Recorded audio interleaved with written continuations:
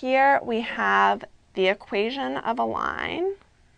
So not in standard format, but we have an equation. And we want to find an equation of a line that's perpendicular to this one.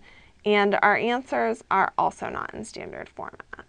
So here, when we're looking at perpendicular lines, we know that we're going to care about the slope because we know that the relationship between perpendicular lines is just that the slope is the negative inverse of a perpendicular line. So here, with this equation, we can just take the 2 over to the other side to get standard format, and we have y equals 3x minus 6.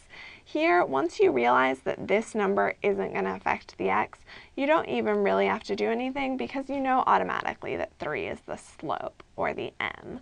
So once we know that, then we know that we're looking for an equation with the negative inverse of that, so negative 1 over 3. So this is going to be the slope of our perpendicular line. And here, again, you can either switch these to standard format, or if you feel comfortable enough, then you can basically just look at them and say that this one, when I get y isolated on its own, it's going to have 2x, and then I'm going to end up dividing that I've brought over to the other side by 3. So 2/3 not equal to negative 1/3, not going to be my answer.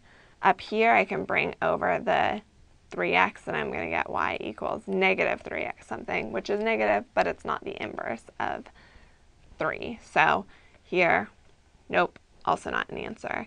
Here, I have the same coefficient on both the x and the y, so when I bring over the x and divide it by the y, I'm just going to get 1, also not my answer.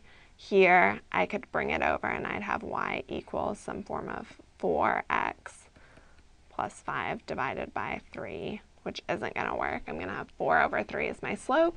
And so I hope this one's my answer because I've already gotten all the way up to a, and in this case it actually is, because when I bring x over, I'm going to have negative 1x, and then I'm going to have to divide it by 3, so I'm going to get negative 1/3 as my slope, and a is my answer for a perpendicular line. Thanks again for watching Educator.com. I'll see you in future SAT math videos.